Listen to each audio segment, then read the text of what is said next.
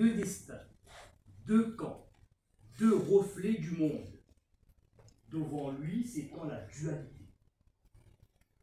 Il voit d'un côté ses frères, incarnation de la justice et de la vérité, et de l'autre côté, des visages familiers, cousins, oncles, anciens maîtres, les ombres de son propre passé. Arjuna ne voit pas en eux les propres duplicités qui l'habitent. Son cœur se serre, son regard vacille, il dépose son arc, Gandiva, qui symbolise la justice. Le cœur lourd et dit à Krishna, son cocher divin ou plutôt son maître spirituel, à quoi bon cette guerre si l'amour doit mourir? Que vaut la victoire si elle exige le sacrifice du cœur? Quel sens a la justice si elle consomme les siens? Comme le souffle éternel de la conscience, Krishna lui répond: tu n'es ni ce corps, ni cette peur, tu es le vent, tu es le feu, tu es la lumière. Agis non pas pour gagner, mais pour t'unir autour. Krishna lui parle alors du combat intérieur qui libère l'homme de la matière, la fameuse caverne de Platon. Il lui révèle la nature de l'âme, immuable et éternelle. Il lui parle de l'équilibre sacré, le dharma, de voies qui dépassent les attachements personnels.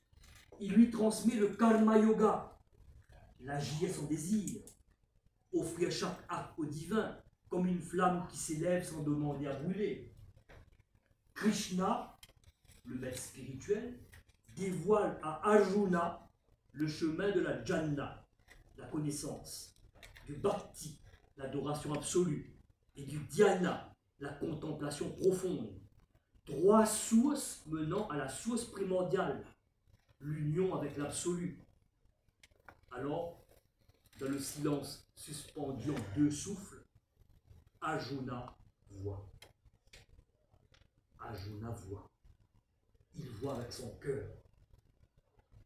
Au-delà des voiles de la dualité, et tout devient limpide. La bataille n'est qu'un théâtre d'ombre, une pièce de théâtre. Le véritable affrontement se joue dans sa propre âme. Il ne s'agit pas de détruire, mais de s'élever. Il ne s'agit pas de triompher, mais de s'éveiller à ce qui est. Arjuna se dresse sur son char, tend son arc. Son âme retrouve alors sa patrie originelle. Elle redevient l'instrument de Dieu, libéré du moi, enraciné dans l'éternel. Nos conférences s'inscrivent dans une démarche de quête intérieure, de transmission de savoir, de recherche personnelle et de remise en question permanente en valorisant la place que doit avoir le débat contradictoire. Animés par un esprit d'ouverture, nos conférences visent à susciter un dialogue fécond entre la pensée et l'expérience. Nous sommes en quête d'un universel toujours partagé.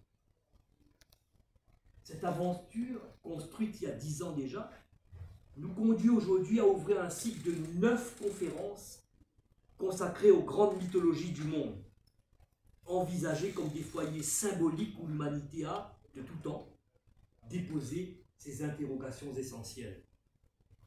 Ce programme se veut une invitation à la réflexion profonde, à l'interrogation de nos fondements, à l'exploration des mystères qui structurent notre façon de penser. Il ne s'agit pas simplement d'une exploration historique ou culturelle, mais d'un véritable parcours initiatique. Une invitation à voyager à travers les récits fondateurs de l'humanité. La sagesse, quête d'une sagesse universelle et intemporelle. Ce chemin s'est ouvert le mois dernier, à travers la mythologie égyptienne, matrice symbolique où spiritualité et mystère s'entrelacent pour donner naissance à un art de vivre, façonné par les attributs seigneuriaux, les cycles cosmiques et les archétypes sacrés.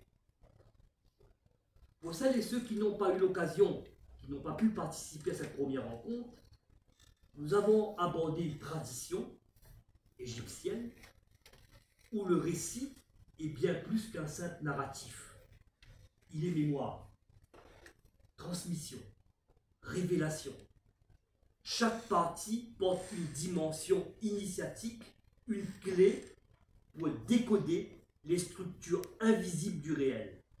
Nous avons vu alors que toute civilisation porte en elle une tonalité unique, une vibration propre pourtant, une conscience qui oriente sa vision du monde.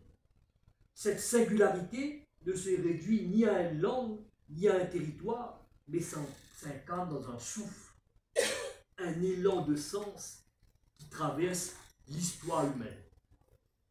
Parler de mythologie, c'est se tenir à la croisée de l'histoire, de la spiritualité et de la connaissance. C'est interroger à la façon des peuples, c'est vraiment interroger surtout la façon dont les peuples, on parle de peuples, ont compris, interprété et sacralisé le mystère de l'existence.